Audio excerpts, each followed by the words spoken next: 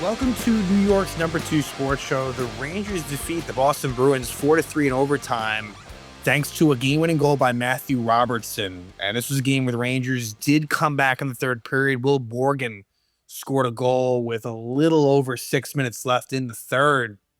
And look, the Rangers weren't going to lose every game. That just wasn't going to happen. Um, look, obviously, I'd prefer the Rangers to lose games. I just see more benefit. Than winning. And trying to get as high a draft pick as possible, regardless of, if it's executed effectively or not. That's another conversation. But I guess the one good thing about this Ranger win is you did get a decent amount of contributions from younger players, right? This wasn't like it was a game that was dominated by the Zibanejad and the Panarins and the Trocheks and things like that. You did really get some nice work from younger players, right? Case in point, Matthew Robertson with that game-winning goal. Gabe Perreault had a very good game. He had a nice assist on a JT Miller goal. Will Cooley scored the first goal of the game, where Noah Laba was involved, and that third line had a decent game. So that's important. If the Rangers, regardless of the winning and losing, you're going to need young players to step up. That's going to be important for the Rangers to turn this around in the future.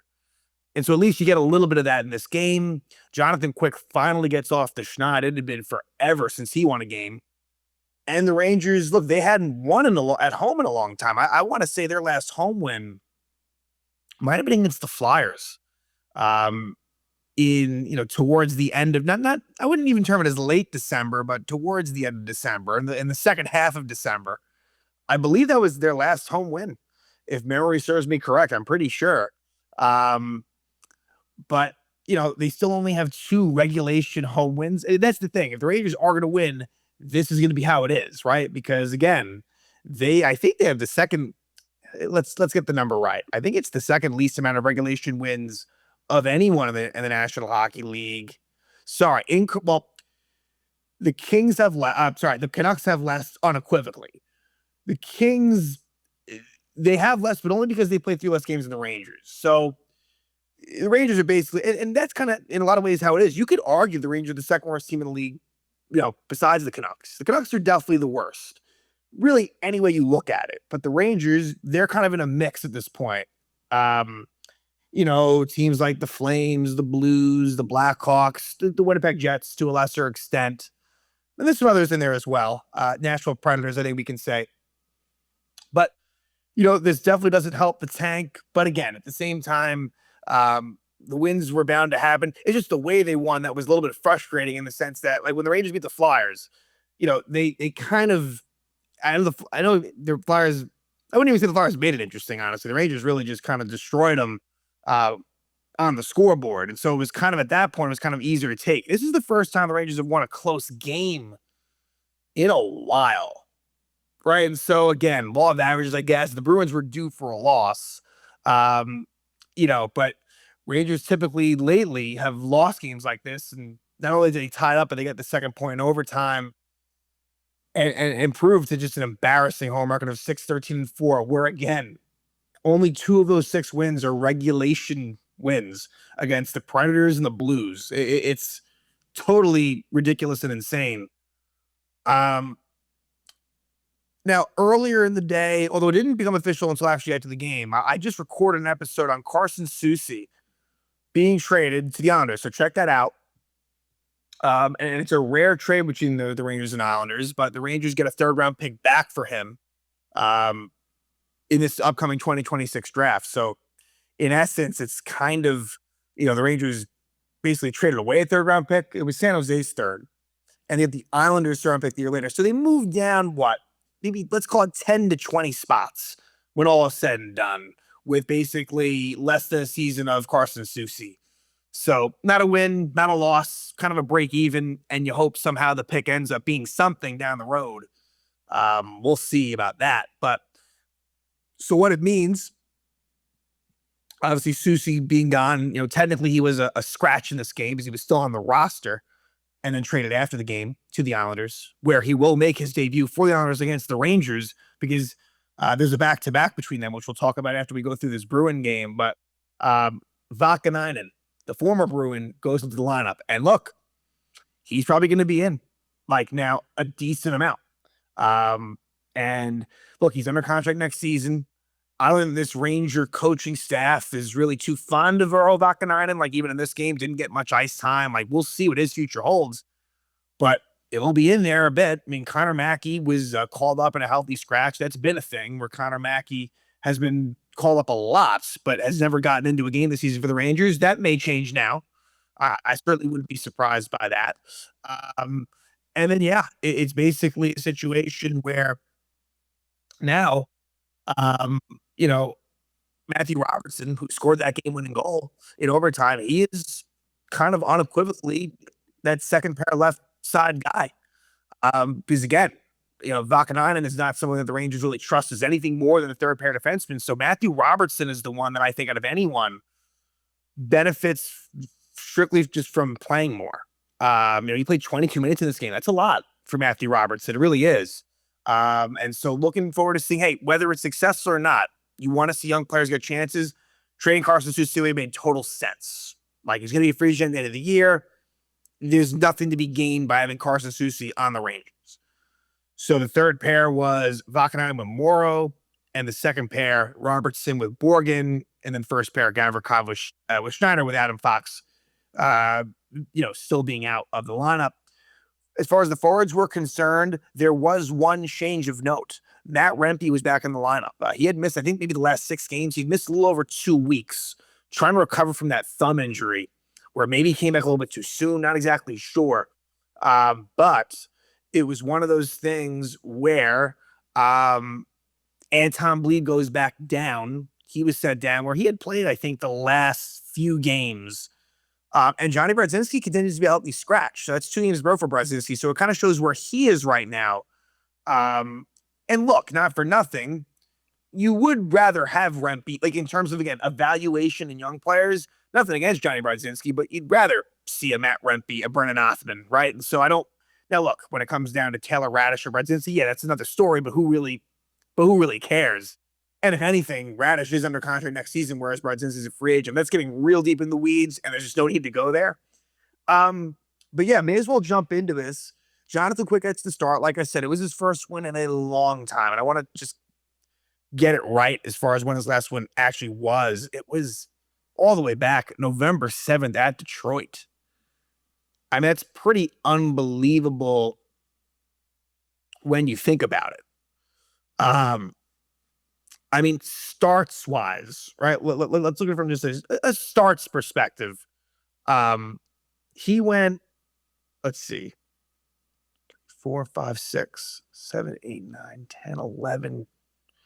He went 11 starts without a win. That's tough. I mean, and he wasn't good. And look, in the more recent ones, he was not very good. But there was a time early in that stretch where he was doing pretty well and just wasn't getting the goal support. Then he didn't help himself at all. But he passes Glenn Hall on the all-time wins list.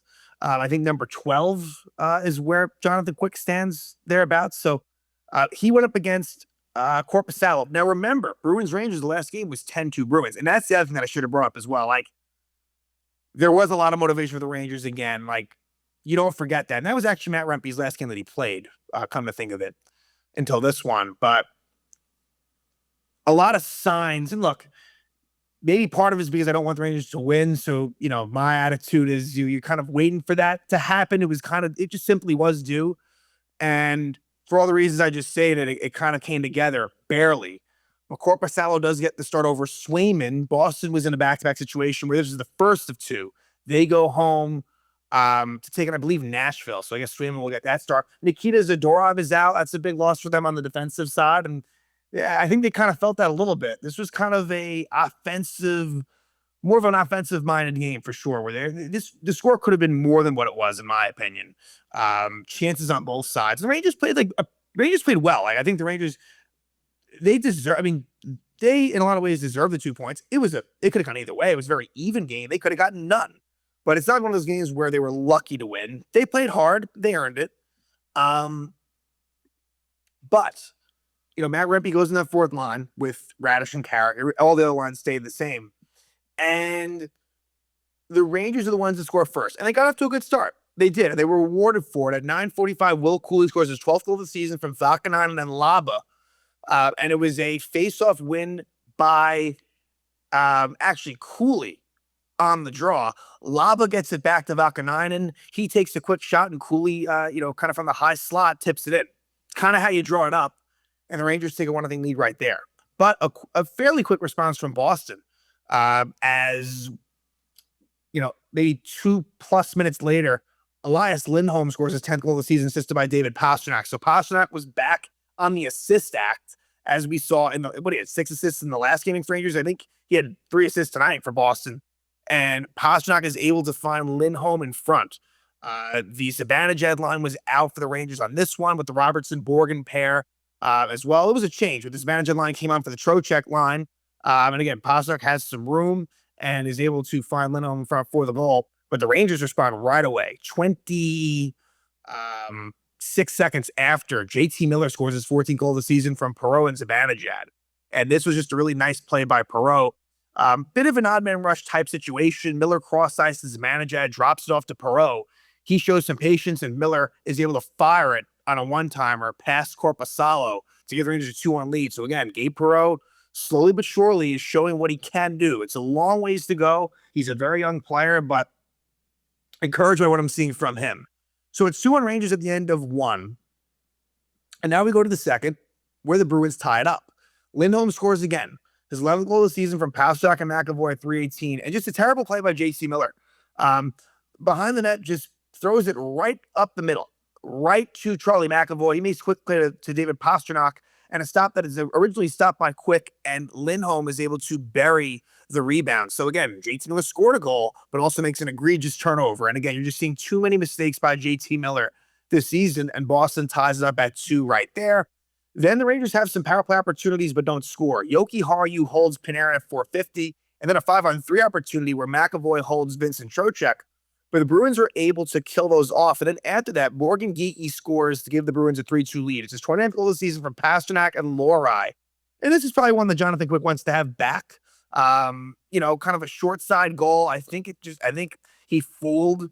I don't think he expected it, Jonathan Quick, to be honest with you. But Morgan Geekie, give him credit. The fact that he has 29 goals at this point of the season is very impressive, and a big reason why the Bruins have had success to this point this season. Makes it 3-2 Boston. And then Matt Rempe holds Hampus Lindholm at 10-12, but the Bruins don't score on that power play. And then soon after that expires, Tanner Jeannot hooks Noah Laba at 12:48, but the Rangers don't score there. Ranger power play struggled in this game. It wasn't without some opportunity, but success rate-wise, they did not come through in this game. And the Bruins have a 3-2 lead going to the third, but the Rangers were able, you kind of felt it. Bruins had some chances to take a 4-2 lead. Jonathan Quick made some big saves. At 7:48, Charlie McAvoy interferes with Gabe Perreault. Rangers kill it off. The Bruins kill it off. So yet again, Rangers don't score on the power play. They go 0 for 4 with the man advantage. But eventually the Rangers would break through for the tie. And it was Will Borgen. So you don't see him scoring too often. It's his 3rd goal of the season from Panarin and Lafreniere at 13:43. Kind of an innocent shot. Again, Panarin kind of does what he does and finds Borgen in a pretty good spot, but it was from far out, and he scores. I think it might have went off of the events when Andrew Peak and in. Lafreniere was in front. Trocheck was in front, so Korpisalo a little distracted, but again, not much you could do because I believe it went off of the Bruin defender, and it ties it up at 3. Some opportunity for maybe Boston and the Rangers to a lesser extent, but I think the Bruins more so. Maybe ended in regulation, doesn't happen, and we go to overtime. And the Bruins have been very successful in 3-on-3 overtime this year. Really good. But, again, a back and forth overtime, kind of. Again, I say that because there were kind of lulls, but then also there were kind of back and forth stretches too. But Matthew Robertson with the rare, you wouldn't think about it, but Matthew Robertson with the OT winner. And I also want to say before that, Mika Zibanejad, who has had a really good season again, for some reason, he had a very bad turnover. He's had a rough 3-on-3 season this year. And it's funny, on the flip side, JT Miller, who I feel like has not done well in the 60-minute portion, he has had success in the overtime portion, but it's Robertson showing a really nice move, scores his 4th goal of the season. Jonathan Quick gets the primary assist, and Vincent Trocheck gets the secondary. That's one of those really weird overtime things, right? Like, if you look at that in a nutshell, wait, Robertson from Quick and Trocheck? It doesn't make sense, but I think the Bruins were going for a change. Quick was able to get it to Robertson, Um, was it a change? Not really, actually. I think no, all the Bruins stayed on, but Robertson gets by Pavel Zacha, and that's it. I think it caught Zacha by surprise. You know, when you see Matthew Robertson out there, he is going to be, someone that isn't as much of a threat um, as I think the guys that were on at the time. Um, JT Miller had just come on and Zibanejad, so it was really Robertson by himself. And he makes a move by Zacha and just quickly gets his 5-hole past Korpisalo for the game winner. So good for Matthew Robertson, who again has been one of the few bright spots this year, and what a journey it's been for him. So it's nice to see him get that winner. It's not what you draw it up. I mean, Will Borgen scoring his third goal to tie it up late, and then Matthew Robertson in overtime. But that's how the Rangers get it done. They win. They haven't done a whole lot of that lately, and they win at home, which is rare. But again, they do it not in regulation. But it all counts the same. It counts for the 2 points, hurts the tank, but nonetheless, they get the win. And now they'll take on the Islanders in a home and home against Carson Soucy. So it's just weird how that works out schedule-wise, where Carson Soucy will make his Islanders debut, in all likelihood. I don't see why he wouldn't play against the Rangers. First game at UBS Arena, second game at Madison Square Garden. Expect that to be a split between Spencer Martin and Jonathan Quick, barring some, surprise call-up for Dylan Garand. And if the Islanders figure it's Sorokin in one and David Riddick in the other, and the Rangers have been shut out in both games of the Islanders. So 2 games, no goals to the Rangers versus the Islanders. They look to get off the schneid. And the thing that hurts as well, going back to the Bruin win that the Rangers had, is the Islanders games would be really one of the few games where I actually wouldn't mind the Rangers winning. And so that's what makes the Bruin win a little more frustrating as well. Like, maybe save it for the Islander game. Try to play some spoiler against them as they try to make the playoffs. But at the end of the day, on a day where Carson Soucy is traded to the Islanders, the Rangers beat the Bruins in overtime by a final score of 4-3. Matthew Robertson gets the game-winning goal. And now, after a day off, they will have a home-and-home against the Islanders. First game at UBS Arena Wednesday night, and then Madison Square Garden on Thursday.